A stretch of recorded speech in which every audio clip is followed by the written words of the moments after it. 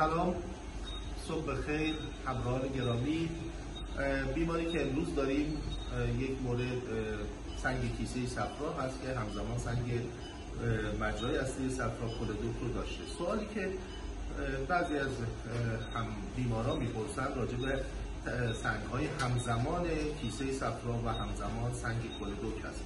ببینید، اگر که ما سنگ همزمان و سنگ مجرای صفرا، سنگ کولدوک رو قبل از عمل جراحی به واسطه علائم بالینی بیمار تشخیص بدیم، یا اینکه در ضمن سونوگرافی و MRI متوجه بشیم که در MRCP سنگ وجود داره در مجرای صفرا، مجرای اصلی صفرا که کولدوک هست، رویکرد ما اینه که مریض رو ارجاع میدیم برای ERCP که یک در واقع روش اندوسکوپیک هست که در طی ERCP مجرای صفراوی کولدوک که متصل میشه به اسماعشل یا دئودنوم رو مجرا رو اسفنکتروتومی انجام میشه، گشاد میشه و سنگ رو خارج میکنیم و بعد ما عمل جراحی کیسه صفرا رو به صورت لاپاراسکوپیک انجام میدیم، مثل همین کیسی که الان من میخوام انجام بدم.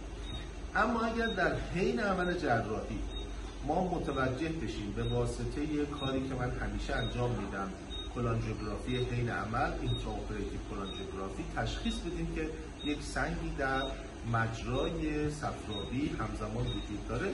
الان دو تا رویکرد وجود داره. یکی اینکه جراحانی که مثل خود من میتونن اکسپلور یا بررسی و اکسپلور لاپاراسکوپی که کولدوک رو انجام بدن، همزمان میریم ابتدا سنگ کولدوک رو در میاریم و بعد عمل کولسیستکتومی رو انجام میدیم، یا اینکه جراحانی که نمیتونن این کار رو انجام بدن میرن و بیمار رو بعد از اتمام کولسیستکتومی لاپاراسکوپیکشون ارجاع میدن برای ERCP که بعد از عمل جراحی انجام میشه.